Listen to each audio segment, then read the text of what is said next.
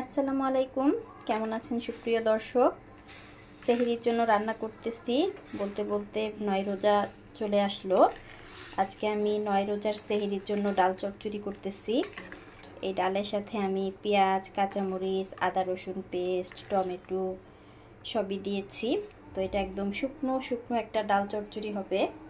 এই ডাল চচ্চড়িটা রাহা দিদি ওরা দুই বোনই অনেক পছন্দ করে। আরও রান্না করব মুরগির মাংস, তো ওইগুলো এখনও আমার কাটা বাছা হয় নাই। ডালটা বসিয়ে দিয়েছি আর এখন আমি সব কিছু কাটা বাছা করব।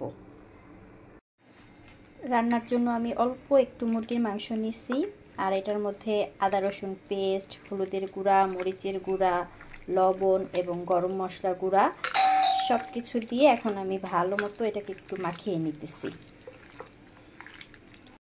মাংসটা ম্যারিনেট করে আমি এভাবে কিছু সময় রেখে দিব। আর এদিকে আমার ডাল চচ্চড়িটা হয়ে গেছে, পানি শুকিয়ে গেছে। এই পর্যায়ে আমি নামিয়ে নিব। তবে এটার মধ্যে আমি আর আজকে ধনিয়া পাতা দিব না, আমি এটার মধ্যে ভাজা জিরার গুঁড়া দিব। তো আমি এই যে জিরা ভেজে একদম ব্লেন্ড করে রাখছি, এখন অল্প একটু জিরা দিয়ে দিতেছি। আমি চুলা বন্ধ করে দিতেছি। এটা একটা বক্সের মধ্যে আমি তুলে দিব। মাংসটা আমি একটু ভেজে তারপর রান্না করব।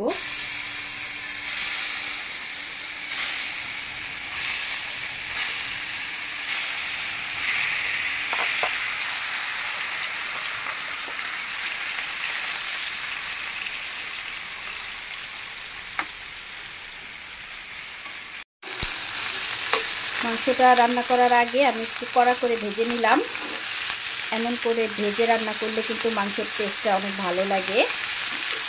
এটার মধ্যে আমি অবশ্য কয়েকটা আলু দিব, কারণ আলু ছাড়া আমার কন্যারা আবার খেতে পারে না। মাংসের জন্য আলু আর মশলা কষায় নিচ্ছি, আলুটাকেও আমি একটু ভেজে নিচ্ছি। আর এখন এই যে ভাজা মাংসগুলো দিয়ে দিতেছি।